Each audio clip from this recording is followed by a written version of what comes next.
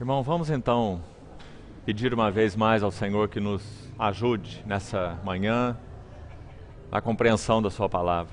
Vamos orar ao Senhor.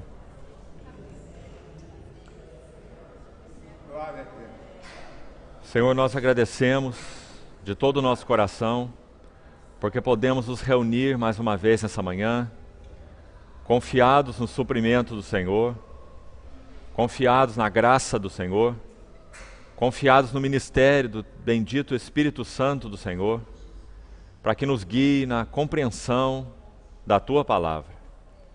Nós dependemos totalmente de Ti, da Tua iluminação, de que o Senhor mesmo venha falar aos nossos corações, abrindo o nosso entendimento. Por isso nós nos confiamos às Tuas mãos e pedimos a Tua fiel condução sobre nós nessa manhã. Em nome do Senhor Jesus. Amém. Irmãos, vamos ler hoje Efésios capítulo 4. Vamos começar no primeiro versículo. Efésios 4.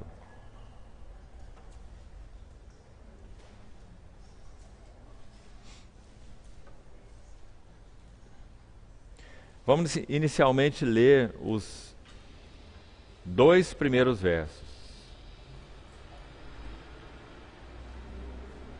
Efésios 4, versículo 1.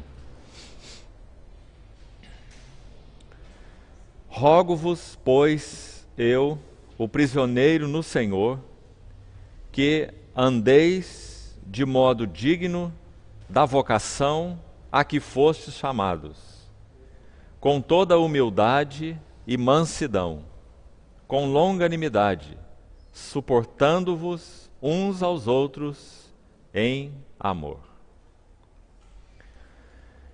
Irmãos, esses 16 primeiros versículos do capítulo 4 de Efésios, eles são uma sessão completa. E eles nos trazem, na verdade, 4 temas. É uma sessão de 16 versículos, dividida em 4 grandes assuntos. O tema, a partir do capítulo 4 de Efésios, é o nosso andar digno da vocação a que fomos chamados. Nós podemos dividir essa epístola aos Efésios ao meio, colocando os 3 primeiros capítulos de um lado, os 3 últimos capítulos do outro, sendo que a primeira sessão, os primeiros 3 capítulos, eles vão nos ajudar a ver o significado da visão celestial. O tema dos 3 primeiros capítulos é a visão celestial, aquilo que até aqui já temos falado. O novo homem, criado em Cristo Jesus, essa economia do mistério, ou dispensação do mistério, que já temos falado desde o primeiro dia. 3 longos capítulos, o Espírito Santo usou para nos abrir esse assunto. Qual é a visão celestial? Agora, antes de entrar no capítulo 4, vai ser nosso tema agora pela manhã, eu gostaria ainda de colocar uma ou 2 coisas rápidas sobre a questão da visão celestial. Se você abrir sua Bíblia em Atos 26, 19, esse versículo específico, importante versículo, Paulo irá, em uma frase, resumir todo o seu encargo e o seu ministério de toda a sua vida. Observe esse versículo importante. Atos 26, 19. Paulo está dando um testemunho diante do rei Agripa e está dizendo assim, quando ele conclui já o seu testemunho, ele diz: pelo que, ó rei Agripa, olha essa frase aí na sua Bíblia agora, eu não fui desobediente à visão celestial. Irmãos, tenham muita atenção nisso, porque não está colocado no plural, está colocado no singular, não é assim? Não fui desobediente à visão celestial. Se você notou aí, nesse texto, Atos 26, você vai ver que antes de Paulo dizer isso, a partir do versículo 14, desse mesmo capítulo de Atos 26, ele vai narrar a sua experiência na estrada de Damasco. Quando o Senhor o alcançou, quando o Senhor o jogou por terra, quando ele ficou cego 3 dias, foi essa a experiência de Paulo. E ali ele ouviu algo do Senhor de muita importância, de muito significado. Veja que ele repete aqui no versículo 15 do capítulo 26, ele coloca assim, veja na sua Bíblia. Eu lhe perguntei, Saulo, quando ele foi derrubado naquela estrada de Damasco pelo Senhor. Eu lhe perguntei, quem és tu, Senhor? Ao que o Senhor me respondeu, eu sou Jesus, a quem tu persegues. Duas coisas muito significativas estão acontecendo aí com o Saulo de Tarso, que seria esse vaso tão especial nas mãos do Senhor para revelar o significado dessa visão celestial, ou, nas palavras de Efésios, dessa dispensação do mistério, termo que ele usa lá, nós já vimos, né? Foi selecionado de uma maneira tão particular por Deus para nos explicar, pelo Espírito, o que é a visão celestial. Onde ele ganhou essa realidade espiritual inicial, que então foi se desenvolvendo, se abrindo, se amadurecendo cada vez mais no entendimento de Paulo mesmo, já que depois que ele teve essa experiência aqui com o Senhor, na estrada de Damasco, ele passa 3 anos no deserto da Arábia. Muito interessante notar isso. Gálatas registra esse fato. Capítulo 1 de Gálatas. Ele passou 3 anos na Arábia, no deserto da Arábia. E mais 8 anos em Tarso. Sabe o que isso significa? Que depois que Paulo teve essa experiência na estrada de Damasco, irmão, note isso, irmão e irmã, ele ficou 11 anos sem pregar nada. Por quê? Não parece uma coisa inútil? O Senhor salvou Saulo de Tarso, aquele que era um fariseu terrível, perseguidor da igreja. Qual seria a coisa mais natural? Que o Senhor tomasse essa pessoa com essa visão que deu a ele e imediatamente começasse a usar Paulo. Prega aqui, prega ali, viaja para cá e viaja para lá. Mas se você estudar a sua Bíblia, você vai ver que Saulo só foi para a Assembleia em Antioquia, Atos 13, onde havia ali profetas e mestres. Lembra Atos 13? São citados o nome de 5 irmãos, entre eles Saulo e Barnabé, quando o Espírito Santo diz, separai-me agora, Barnabé e Saulo, para a obra que os tenho chamado. Sabe quanto tempo passou entre Damasco, onde ele foi tomado pelo Senhor naquela visão, até Antioquia? 13 anos. Que coisa importante é essa, irmão? Porque o que estava acontecendo com esse homem? Por que Deus não estava usando Paulo? Como nós falamos ontem, às vezes somos tão preocupados com isso, né? Em que Deus nos use, nos use, nos use, mas há algo antes disso. O que é esse algo antes disso? Maturidade de visão celestial. Para que realmente possamos ser usados pelo Senhor de uma maneira adequada. Uma visão clara, uma visão madura, consistente, com fundamentos no seu lugar. Porque a casa de Deus não é uma obra que pode se fazer de qualquer maneira, não é? Eu escolhi fazer uma parede aqui, então vou fazer uma parede aqui no meio, não é? Nós edificamos segundo o projeto de Deus. Em outras palavras, segundo no singular, a visão celestial. Então, irmãos, quanto é importante essa visão celestial. Versículo 19 aí desse capítulo que você abriu, de Atos 26. Mas então, voltando ali um pouquinho mais no verso 15. Olha o que Paulo, o Saulo ainda, né, de Tarso, quando foi atingido pelo Senhor no caminho de Damasco, veja as duas coisas que primeiro foram plantadas no coração dele e vão se desenvolver durante toda a sua vida e todo o seu ministério. Quando ele pergunta, olha de novo o verso 15, quem és tu, Senhor? Ele ouviu essa voz, ele mesmo diz, que falava com ele em língua hebraica, está escrito no verso 14, né? Então, quando ele pergunta, quem és tu, Senhor? Essa palavra Senhor, como Paulo a usa aqui, é a palavra Yahvé. Ele pergunta, quem és tu, Jeová? Porque de alguma maneira ele sabia muito bem que aquele que estava atingindo a ele ali naquela estrada era ninguém menos do que o próprio Deus. Então ele pergunta, quem és tu, Jeová? Você entende essa pergunta, quem? Se ele chamou o Senhor de Jeová, então ele sabe quem é. Então por que ele pergunta quem és? Você entende a pergunta?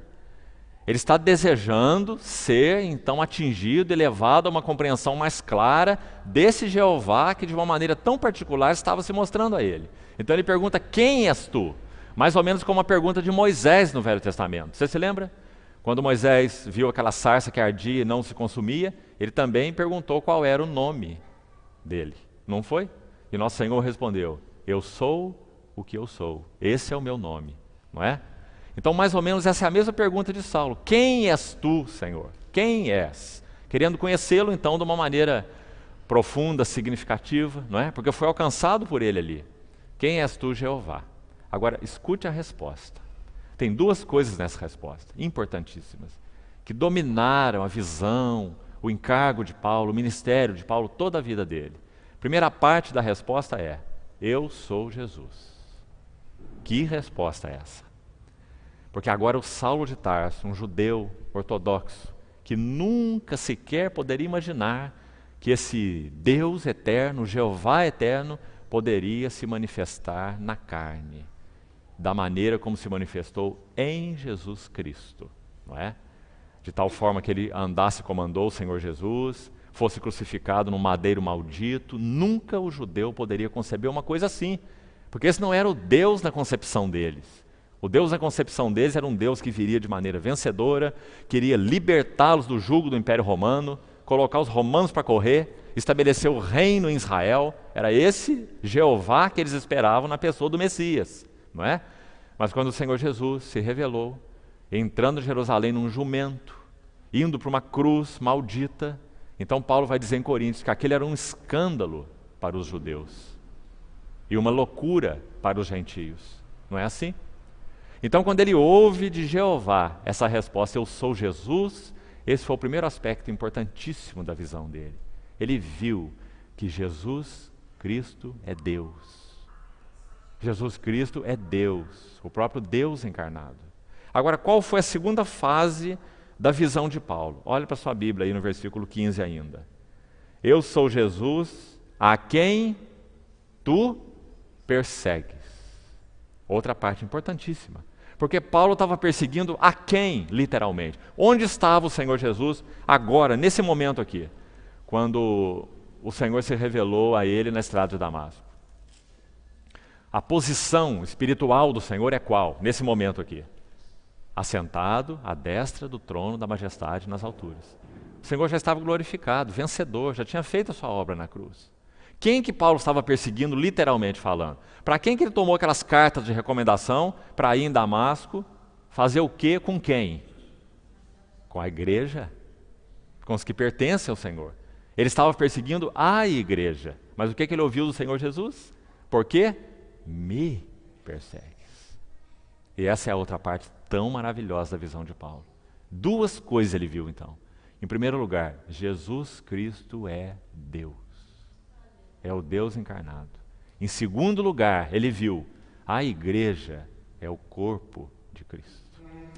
Quando nós perseguimos a igreja, nós estamos perseguindo o próprio Cristo. Quando nós tocamos na igreja, nós estamos tocando no próprio Cristo. Então eu sou Jesus a quem tu persegues. E essa visão dominou toda a vida e o ministério de Paulo. Não é ele que mais descreve o corpo de Cristo? Porque ele viu que a igreja é o corpo de Cristo. E esse viu, irmãos, é um viu no espírito, não é um viu na mente. Lembra que ele fala em Coríntios assim: conheço um homem que no corpo ou fora do corpo, não sei, Deus o sabe, foi arrebatado até o terceiro céu, ouviu coisas inefáveis, lembra? Quem era esse homem em Cristo? O próprio Paulo, não é? E o que é visão espiritual então? Foi algo impregnado, como num carimbo, um selo, não na sua mente, mas no seu espírito. De tal forma que então aquela revelação, ela foi se abrindo e abrindo e abrindo cada vez mais durante sua vida, sua jornada, seu ministério, e se tornando cada vez mais clara a visão celestial, para que então Paulo pudesse proclamá-la como ele proclamou. Mas vamos lembrar, 11 anos de silêncio.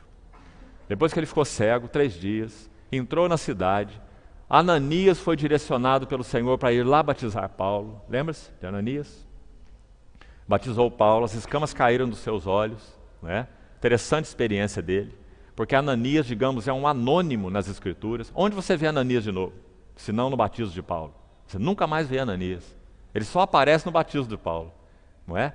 Quando as escamas caíram do Saulo, cego, depois da estrada de Damasco, a primeira pessoa que ele viu foi, digamos, alguém que não tinha ali representatividade nenhuma, naturalmente falando, um membro do corpo de Cristo. Um Ananias, não era um profeta, não era um apóstolo, não era um mestre naquela assembleia, não é? Então Paulo viu de uma maneira muito clara naquele irmão o significado espiritual do corpo de Cristo. Foi batizado por Ananias, né? Aí diz o texto de Atos que Paulo entrou e começou a pregar ali, não é? Alguma coisa do que ele tinha já entendido. É o que o texto de Atos diz. Sabe o que aconteceu? Confusão. Logo que Paulo começou a pregar, confusão. Tiveram que descer ele pelo cesto numa muralha, da muralha, não é?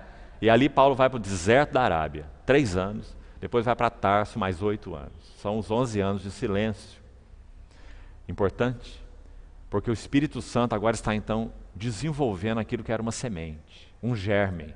Agora ele está desenvolvendo e ampliando, e ampliando. E você sabe que quando Paulo escreve 1 Coríntios, ele tem uma compreensão. Mas quando ele escreve Efésios, ele tem outra compreensão, mais profunda. Não diferente, mas mais profunda, mais clara, não é? Porque a visão espiritual de Paulo, ela foi então se desenvolvendo. E assim deve ser conosco. Então, quando nós chegamos de novo ao verso 19, pelo que, ó rei Agripa, eu não fui desobediente à visão celestial. Irmão, nunca leve isso para o lado pessoal ou particular. O Senhor não deseja dar uma visão para você, nem para mim. O Senhor deseja nos dar a visão celestial e não uma visão. Compreendeu a diferença?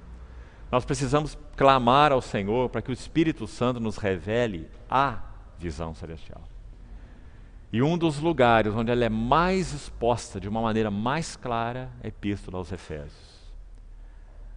Nós abrimos esse parêntese aqui por isso, porque o livro de Efésios vai se dividir assim. Os 3 primeiros capítulos, visão celestial. Aquela é a visão celestial. Então, irmãos, nós precisamos conhecer aqueles capítulos de cor. Meditar neles, palavra por palavra, porque ali está exposta a visão celestial. Se essa visão celestial nos governar, então tudo em nós será alterado. Porque é no capítulo 4 que nós lemos de Efésios que ele fala assim: rogo-vos, pois, eu, prisioneiro no Senhor, que andeis de modo digno da, o quê? Vocação. Então agora vem o assunto da vocação. Visão e vocação. Assim se divide Efésios. Vocação é consequência da visão. Ninguém que não tenha uma visão celestial clara, a visão celestial, a visão da economia de Deus, a visão da dispensação do mistério, a visão do novo homem, que de modo geral são todos a mesma coisa, né? Como já temos falado. Ninguém que não tenha clareza dessa visão pode andar de modo digno da vocação. Porque a vocação é uma decorrência da visão. Compreendeu, irmão?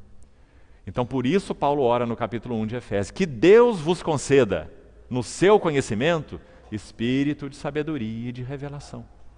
No pleno conhecimento dele. Iluminados os olhos do vosso coração para saberdes. Há algo que precisamos saber. Qual é a esperança do nosso chamamento? Né? E etc., que ele cita ali no versículo 1. Então, essa é a importância da visão celestial. Isso não vai cair no nosso colo, de maneira nenhuma. Nós precisamos rogar ao Senhor que tire as escamas dos nossos olhos. Então nós tenhamos a verdadeira visão celestial, a única que existe, a visão, né? Então, esse é o primeiro ponto importante para nós. Vamos voltar agora em Efésios, onde nós estávamos. Efésios capítulo 4.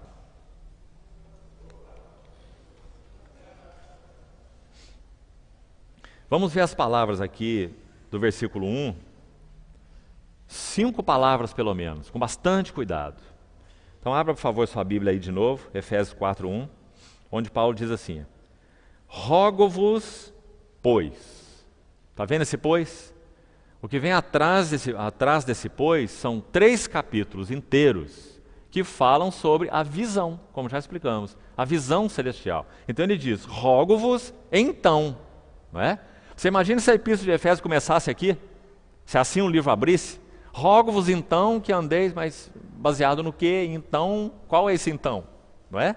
Então os 3 primeiros capítulos são muito importantes. Irmão, leia esses capítulos, estude esses capítulos, busque as ferramentas que você tem para te ajudar a entender essas palavras, esse assunto. E acima de tudo, dobre seus joelhos diante do Senhor, rogando que Ele te conceda espírito de sabedoria e de revelação. escamas dos olhos caídas, para que nós vejamos o que o Espírito Santo quer que nós vejamos. Ele deseja nos dar a mesma visão que ele concedeu a Saulo de Tarso, no nosso espírito, cada vez mais clara, mais ampla, mais profunda, mais consistente, não é? Sabe o que vai acontecer conosco na medida que isso for sendo verdade? Nós iremos ler a Bíblia de outra maneira. Irmãos, literalmente é como se nós trocássemos de óculos. Um que era o nosso, acadêmico, o outro que é o do Espírito Santo. E começamos a compreender a Bíblia como o Espírito Santo a inspirou, né? Esse é um processo divino, só Deus pode fazer em nós, né? Mas nós precisamos nos oferecer em clamor, em súplica, para que então Ele faça isso nas nossas vidas. E nós possamos ser, vamos dizer assim, servos da visão, da única visão, da visão celestial. Então, capítulo 4, rogo-vos, pois, eu, o prisioneiro no Senhor, que andeis de modo digno da vocação a que fostes chamados. Vamos tomar primeiro essa palavra então, prisioneiro. Vamos lembrar o que nós estamos fazendo agora aqui, nesse momento. Nós estamos entrando no terreno da vocação. A visão já está lá, nos 3 capítulos. Agora, como nós podemos viver a vocação celestial? Colocado ainda em outras palavras, como nós podemos viver a vida da igreja? Porque a partir do capítulo 4, o tema é esse. O que a Assembleia deve ser para Deus? O que a igreja deve ser para Deus? Como nós vamos viver de modo digno da vocação que fomos chamados? Primeira palavra, chave, irmãos, importante. Prisioneiro. A igreja é composta de prisioneiros de Cristo. Se nós queremos viver a vida da Assembleia, a primeira necessidade, sermos prisioneiros de Cristo Jesus. E agora vamos tocar num assunto delicado aqui. Todas as vezes que nós falamos sobre liberdade cristã, nós temos que ser muito cautelosos. Sabe por quê? Existem 2 palavrinhas que acompanham essa questão de liberdade, e nós normalmente tomamos uma só. As 2 são, primeira, liberdade do que nós somos libertos, ou fomos libertos. A segunda, mais importante, liberdade para o que nós fomos libertos. Porque, irmãos, quando nós tomamos a liberdade que Deus nos deu, do mundo, do pecado, do diabo, seja que níveis você quiser colocar essa liberdade, Cristo conquistou essa liberdade por nós na cruz, nós já sabemos.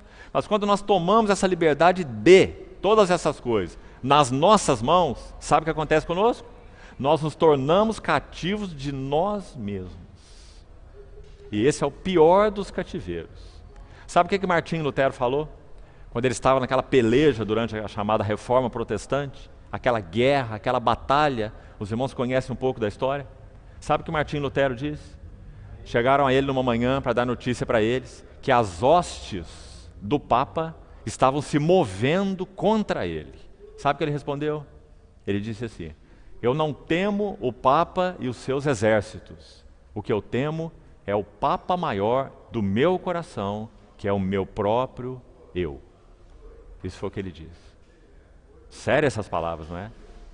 Na medida que nós tomamos a nossa liberdade nas nossas mãos, o resultado é cativeiro a nós mesmos. E na medida em que somos cativos de nós mesmos, nós não podemos responder ao propósito do Senhor.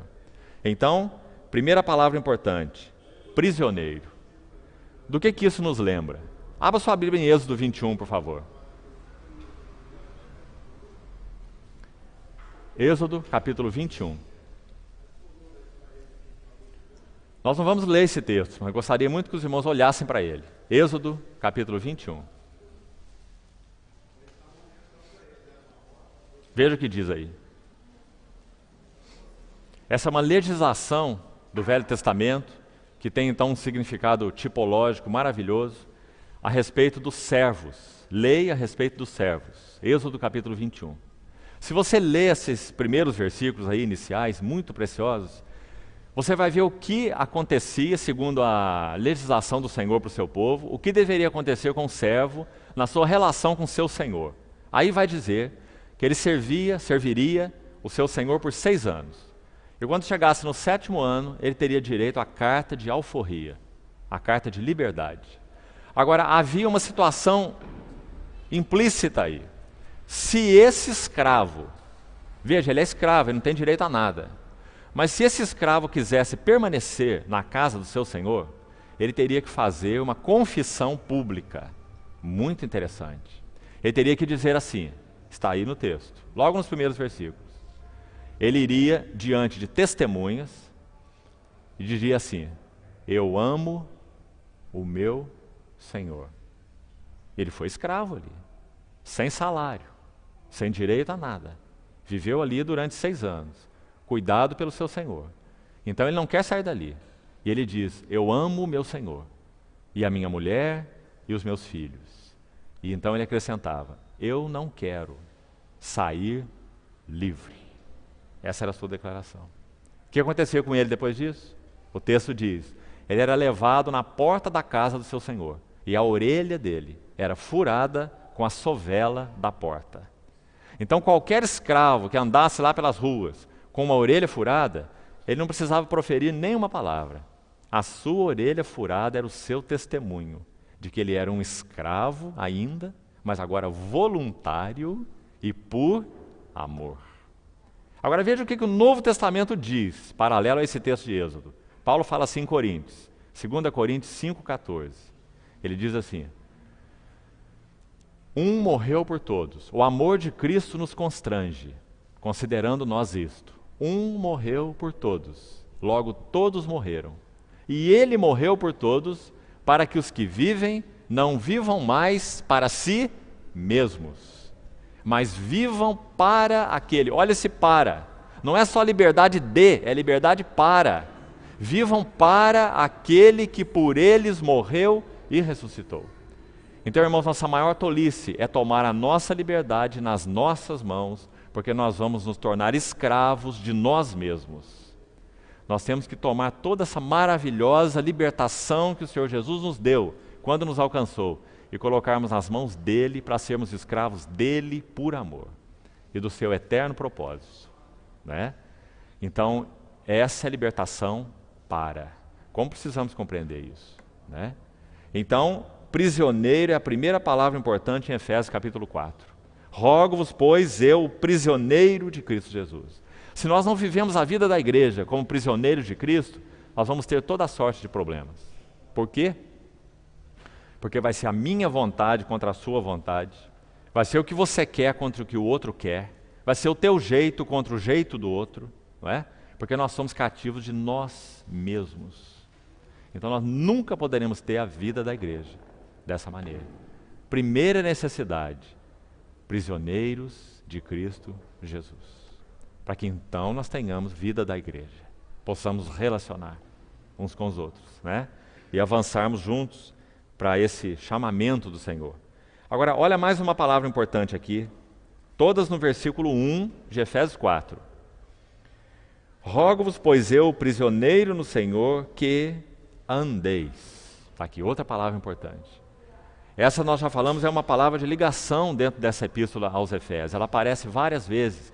Olhe, por exemplo, o versículo 10 do capítulo 2. Veja aí, Efésios 2:10. Somos feitura dele, criados em Cristo Jesus, para boas obras, as quais Deus de antemão preparou para que andássemos nelas. Você vai ver essa palavra andar muitas vezes ocorrendo em Efésios. Se você for para o capítulo 17, capítulo 4 ainda, versículo 17, veja o que diz. Isso, portanto, digo e no Senhor testifico que não mais andeis, 4:17. Depois no versículo 2 do capítulo 5, 5:2 diz, andai em amor. Olha o versículo 8 do capítulo 5, a parte final. Andai como filhos da luz. Veja o versículo 15, ainda do capítulo 5. Vede prudentemente como andais, não como nestes, sim como sábios. Então essa palavra andar é uma palavra-chave na epístola aos Efésios. Agora, irmão, se nós perguntássemos, olha de novo para o capítulo 2, verso 10, mais uma vez. Se nós perguntássemos assim, quais são as boas obras que Deus preparou para que andássemos nelas? Como está escrito aí no verso 10 do capítulo 2. Quais são? Se fôssemos usar a nossa interpretação, nós poderíamos dizer assim, são as coisas boas que nós fazemos, porque nós pertencemos ao Senhor. As boas obras. Então nós acudirmos um irmão aqui, nós intercedermos por outro ali, nós pregarmos o evangelho lá. Essas são as boas obras que Deus preparou para andarmos nelas. Essas coisas sim, estão incluídas, né? Mas, estritamente falando, o que essa carta tem para nos dizer é que as boas obras que o Senhor preparou para andarmos nelas são essas que são descritas a partir do capítulo 4. Por que nós sabemos? Por causa da palavra andar, essa palavra de ligação. As boas obras que Deus preparou para que andássemos nelas. Quais são? Capítulo 4, versículo 1. Andeis de modo digno da vocação a que fostes chamados. Então entra o verso 2. Com toda humildade e mansidão, com longanimidade, sendo suporte uns para os outros, em amor. E ele segue. E esforçando-vos por preservar a unidade do Espírito. Efésios 4, 3. Em diante, não é? Então essas são as boas obras que Deus preparou para andarmos nelas.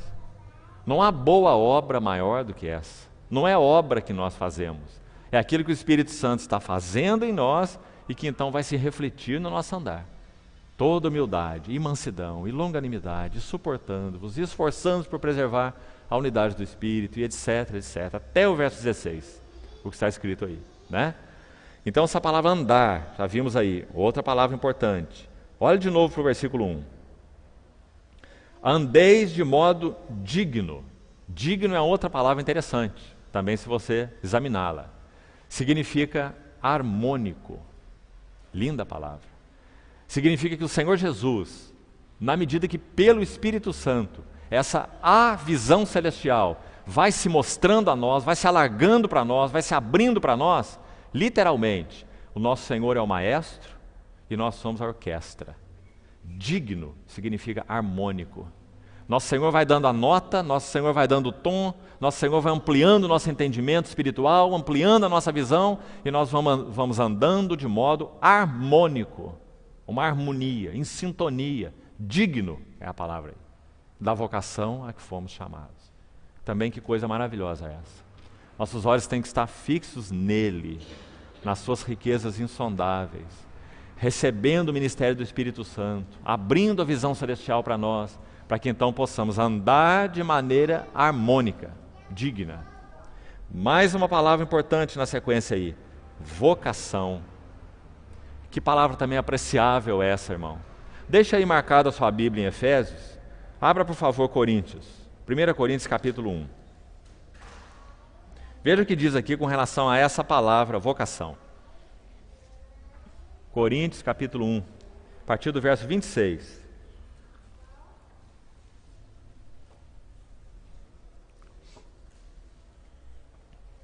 Irmãos, reparai, pois, na vossa vocação. Mesma palavra que vimos lá em Efésios. Agora escute. Visto que não foram chamados muitos sábios segundo a carne, nem muitos poderosos, nem muitos de nobre nascimento. Se olhar para a nossa história aqui, não é essa? Quem somos nós? Nós estamos incluídos aqui. Nós não somos nobres, não somos poderosos, né? Agora veja o versículo 27. Pelo contrário, Deus escolheu. Aqui começa a nossa vocação. Deus escolheu as coisas loucas do mundo para envergonhar os sábios. Escolheu as coisas fracas do mundo para envergonhar as fortes. Escolheu as coisas humildes do mundo e as desprezadas e aquelas que não são, para reduzir a nada as que são, a fim de que ninguém se vanglorie na presença de Deus. Nossa vocação não é maravilhosa? Ela começou na escolha de Deus. Se nós fizéssemos a pergunta ao Senhor, Senhor, por que o Senhor me escolheu? Sabe qual seria a resposta dele? É essa que nós acabamos de ler. Porque você era louco, por isso eu te escolhi. Porque você era fraco, por isso eu te escolhi. Porque você era pobre, desprezado, por isso eu te escolhi. Para reduzir a nada aqueles que julgam ser, ou aqueles que são, não é? Então, quando o Senhor nos introduziu nessa escola de Cristo, Ele nos vocacionou, foi por causa da sua infinita misericórdia. Ele nos vocacionou, não é? Nós estamos nessa lista aqui, a lista dos loucos, dos pobres, dos desprezados, nosso nome estava lá, né? Então andeis de modo digno da vocação. reparai na vossa vocação. Agora, o versículo ainda não acabou. Diz, a vocação a que fostes chamados. Então tem mais uma palavra preciosa aí. É chamados. Significa que quando o Senhor nos escolheu, quando o Senhor nos chamou para Ele, nenhum de nós levantou o dedo e se apresentou para ir a Ele. Ele é que veio a nós. Nas palavras de Êxodo 3, Moisés diz assim, o Deus dos Hebreus nos encontrou. Às vezes nós ouvimos alguns testemunhos e com a melhor das intenções, é claro, não é? Nós não estamos criticando aqui não, apenas constatando. Alguns testemunhos das pessoas dizerem assim, quando eu encontrei Jesus, minha vida foi transformada. Interessante essa frase, não é? Porque parece que Jesus estava perdido e nós o encontramos, não é? Quando eu encontrei Jesus, minha vida foi transformada. O assunto é o contrário, né? Jesus nos encontrou, nós estávamos perdidos, não é? Então é quando Ele me encontrou. E isso é o que diz o versículo 1 do capítulo 4. Chamados. Ele nos chamou. Nós estávamos lá desgovernados. Não sabíamos nem de onde viemos, nem para onde íamos, não é? Mas Ele nos chamou. Essa palavra na Bíblia, irmãos, no uso bíblico, ela é muito particular.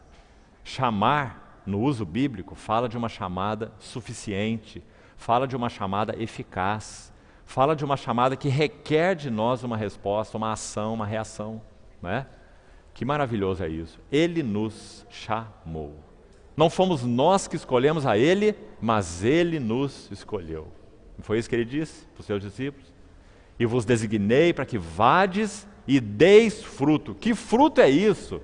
Nas palavras do Senhor, não é? Deis fruto. Que fruto é esse? Nas palavras de Paulo em Efésios 4. Com toda humildade e mansidão, com longanimidade, suportando-vos uns aos outros em amor, esforçando-nos por preservar a unidade do Espírito. Esse é o fruto que nós fomos chamados para dar.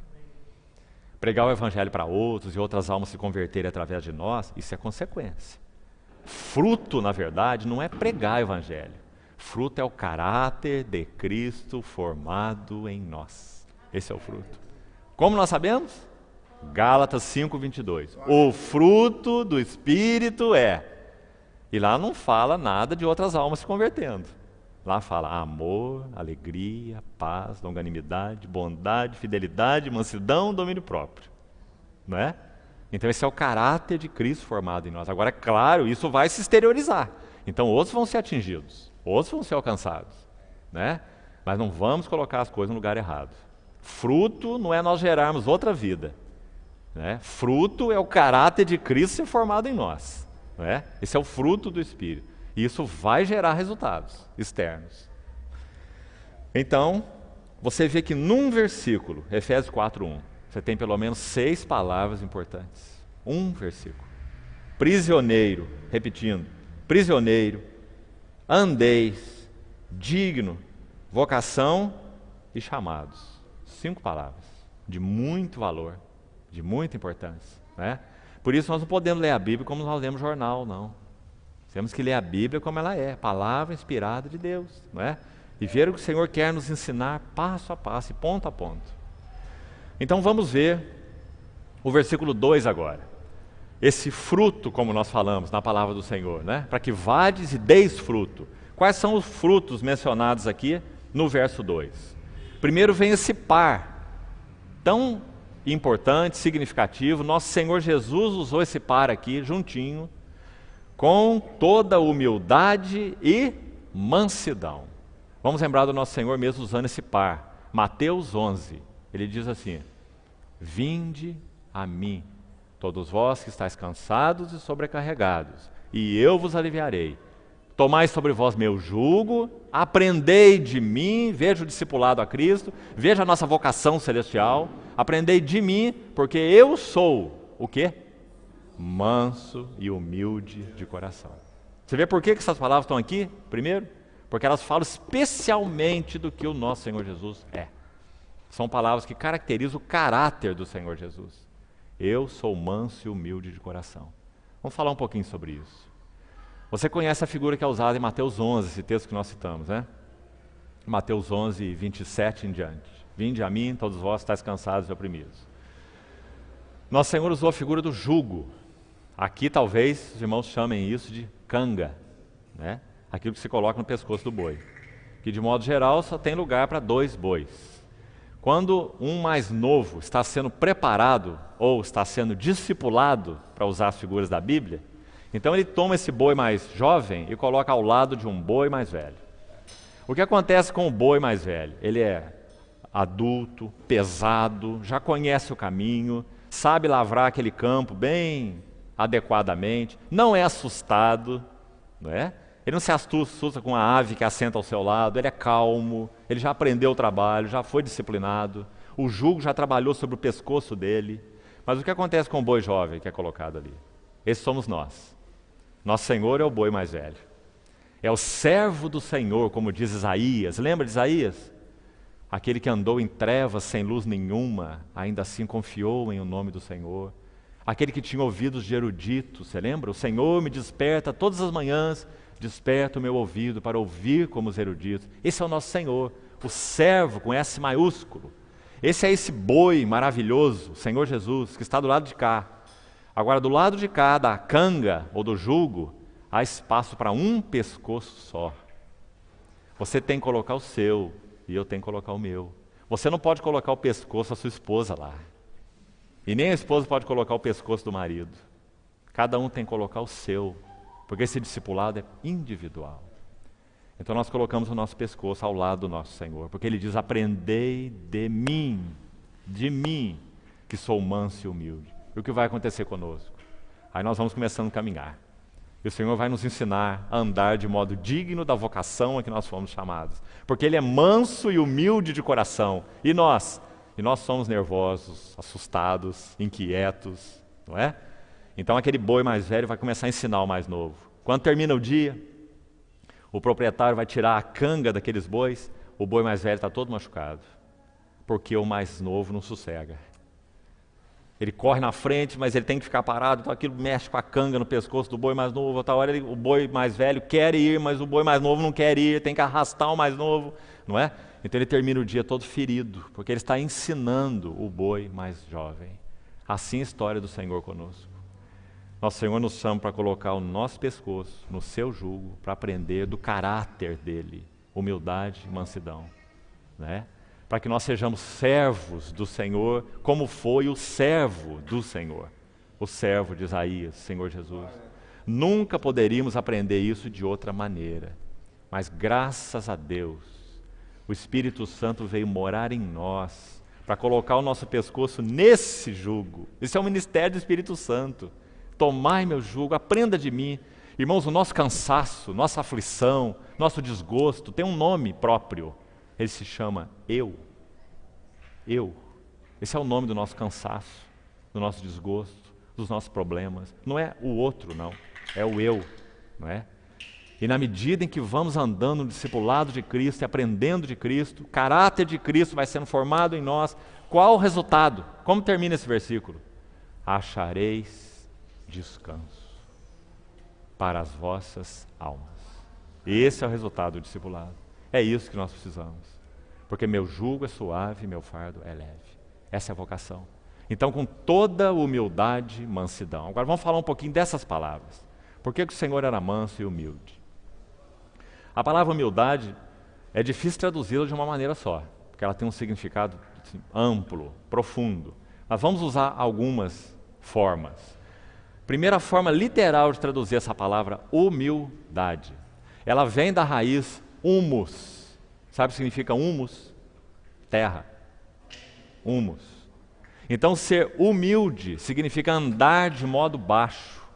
Lembra que Paulo escreveu aos Coríntios: aquele que julga estar em pé, vede que não caia. Lembra? Qual é a melhor maneira de não cairmos na vida cristã? É já andar caído. Compreendeu? Já andar arrastado. Aí você não vai cair. Você já está arrastando. Não é? Isso é humildade, é andar de modo baixo. Bem-aventurados humildes de espírito, porque deles é o reino dos céus. Todas as vezes que nós erguemos nosso peito, Provérbios diz: a soberba precede a ruína, e a altivez de espírito a queda. Não é? Então por que o nosso Senhor Jesus não caiu? Porque o Senhor Jesus era humilde. Ele disse assim: meu ensino não é meu. Na forma como eu ouço o Pai, eu julgo. Não é? Eu não vim para fazer a minha própria vontade, senão a vontade daquele que me enviou. Isso é humildade. Por isso nosso Senhor andou como andou. E por que nós caímos? Porque nós vivemos para nós mesmos. Por isso nós caímos. Né? Então aprendei de mim que sou manso e humilde. E o que é mansidão? Mansidão é aquele irmão que não abre a boca, que senta no último banco da reunião, né? Tem uma cara de abatido assim, não é? Que não toma posição em nada. Na casa dele, como marido e pai, ele não fala nada, ele não significa nada, ele é omisso, quieto. Isso é ser manso? Não, isso é ser doente. Né? Mansidão significa receber o discipulado do Senhor de uma tal maneira que nós temos tudo aquilo que o Senhor nos tem concedido sob controle. Isso é mansidão. Em outras palavras, podemos dizer, é um poder sob controle. Quando nosso Senhor Jesus foi entrar no templo para expulsar os vendilhões, você acha que ele estava com raiva? O que você acha? Sabe? Não. O Senhor Jesus nunca teve raiva. Raiva não. Ele estava com uma ira santa. Por que nós sabemos?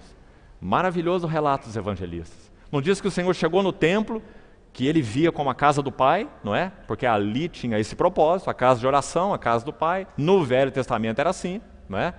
Então nosso Senhor não chegou lá, viu aquela cena horrível, aquele lugar sendo usado por vendilhões, por mercadores, mercadejando o que era santo, não é? Não é diferente do que tem acontecido hoje no meio da igreja, não é? Então quando nosso Senhor Jesus entrou lá, vendo aquela cena horrível aos seus olhos, ele é o Filho de Deus, ele não saiu apavorado para cima daquelas mesas tomando uma atitude.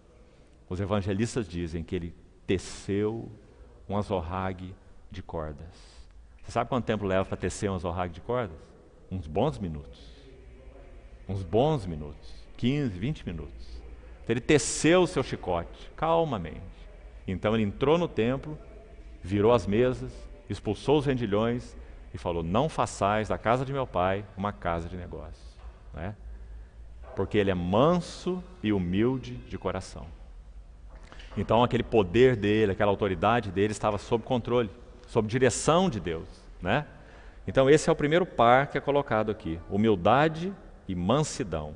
Depois usa a palavra longanimidade. Sabe por que nós estamos gastando tempo com essas palavrinhas, irmãos? Porque nós estamos falando do fruto do Espírito. Porque nós estamos falando sobre a vocação que nós fomos chamados. Se nós sairmos para o lado exterior primeiro, para as coisas de fora, nós vamos errar no que concerne a nossa vocação. Né? Longanimidade é a próxima palavra aí do verso 2. Vamos usar outra figura para tentar ajudar a entendê-la. Longânimo significa mais ou menos o seguinte: nós, naturalmente falando, somos uma bomba. Na medida em que o Espírito Santo vai trabalhando em nós, o nosso pavio vai se tornando cada vez mais longo. Longanimidade, um ânimo longo. Significa que quando você é atingido de alguma maneira, seja lá por uma injúria, seja lá por uma inverdade, seja lá por uma humilhação, seja o que for que nós quisermos admitir. Então, na medida em que há um trabalho do Espírito Santo em nós, o trabalho da cruz, como nós falamos nas reuniões anteriores, o Senhor nos aparando, nos podando, nos disciplinando, implantando em nós seu caráter. Então esse pavio vai ficando cada vez mais longo. Nós não somos explosivos, nós não somos intempestivos. Né? Longanimidade. Pedro fala sobre a longanimidade de Deus, que aguardava nos dias de Noé, enquanto se preparava a arca. Nosso Deus aguardou 120 anos, enquanto se preparava a arca, para que aquele povo se arrependesse. Isso é a longanimidade de Deus. Né? Nós não aguardamos nem 120 segundos, muitas vezes. Né? Então essa é a longanimidade. Depois ele usa a palavra última aí, suportando. Ontem nós falamos rapidamente sobre ela. Não significa tolerando os nossos irmãos. Não significa aguentando os nossos irmãos. Os irmãos são tão difíceis, mas nós suportamos os nossos irmãos. Não é essa a ideia. A ideia aí, já falamos, é colocar o ombro embaixo. Ser suporte. Uns para os outros, em amor. Esse também é um fruto maravilhoso do trabalho do Espírito Santo em nós. Porque por nós mesmos, nós só nos preocupamos conosco mesmos, né? Suportando-vos uns aos outros em amor. Verso 3, esforçando-vos. Que palavra boa. Porque quando nós, numa compreensão inadequada da graça de Deus, nós costumamos jogar essa palavra fora, achando que a graça de Deus exclui de maneira completa o nosso esforço. Isso está errado. A graça de Deus, quando nos é dada, ela nos é dada como suporte para que nós possamos exercer a nossa responsabilidade e cooperar com Deus. A graça de Deus não vem anular a nossa responsabilidade humana. A graça de Deus vem dar suporte à nossa responsabilidade humana. Sem a graça, nada. Não podemos fazer nada, não vamos atingir resultado nenhum. Mas com a graça nós vamos ter suporte para então cooperarmos com a graça. Como sabemos disso? Paulo em 1 Coríntios 15, 10, um versículo importante, ele fala assim: não tornando vã a graça de Deus. Eu trabalhei mais do que todos os apóstolos, não porém não eu, mas a graça de Deus comigo. 1 Coríntios 15. Então a graça de Deus é o suporte para o exercício da nossa responsabilidade. Por isso nós precisamos nos esforçar, versículo 3, para preservar a unidade do Espírito. Todos nós somos habitados pelo mesmo Espírito, há um só Senhor, há um só corpo, há um só Espírito. Não importa a convicção particular que você tenha, se você tem uma convicção assim sobre o Espírito Santo, ou assim sobre aquele outro assunto, ou assim sobre a salvação, ou assado sobre a vinda de Cristo, não é? O fato é que se nós cremos no Senhor, há um só corpo e há um só Espírito. Então nós precisamos nos esforçar para preservar a unidade que nosso Senhor realizou entre nós, quando nos deu o seu Espírito Santo. Há um só corpo e um só Espírito. Temos que tomar cuidado quando nós nos seccionamos em esferas particulares, seja de doutrina, ou seja de entendimento, e colocamos outros irmãos para fora desse círculo, como não pertencentes à nossa história, digamos assim, né? Ou ao nosso contexto. Isso é pecado diante de Deus, porque há um só Espírito e há um só corpo. Ou nós estamos dentro dele ou estamos fora dele, né? Então todos aqueles que confessam o nome do Senhor, que são habitados pelo Espírito Santo, estão dentro desse corpo. Então, esforçando-nos por preservar a riqueza da unidade do corpo, né? Esse é o versículo 3. Depois, nos versos 4 a 6, aqui nós não vamos palavra por palavra, já está na hora do intervalo, inclusive. Vamos parar aqui. Depois do intervalo, nós voltamos. Esses versos 4 a 6, nós não vamos estudá-los com detalhes, precisamos avançar. Só citando para os irmãos o tema deles e vamos parar aqui no momento. São 7 itens aí. Note isso, 7 itens, chamados de 7 fatores da unidade espiritual. Por que nós somos um em Cristo? A resposta está aí, olha, verso 4. Porque há só um corpo, primeiro. Segundo, há só um Espírito. Terceiro, há uma só esperança da vossa vocação. Todos nós fomos chamados com um só foco, uma só esperança da nossa vocação. Qual é a esperança da nossa vocação? Resposta, Romanos 8, 29. Aos que de antemão conheceu, também os predestinou para serem conformes ou conformados à imagem do seu Filho, para que ele seja o primogênito entre muitos irmãos. Essa é a nossa vocação, essa é a esperança da nossa vocação, ou do nosso chamamento. Então esse é o terceiro. Quarto, versículo 5, um Senhor, nosso Senhor Jesus Cristo. Quinto, uma só fé. Sexto, um só batismo.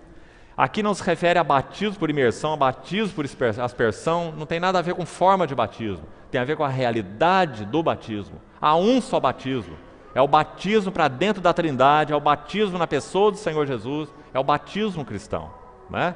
Então há um só batismo e, por último, sétimo, há um só Deus e Pai. De todos, o qual é sobre todos, age por meio de todos e está em todos. Então são 7 itens que marcam a nossa unidade espiritual.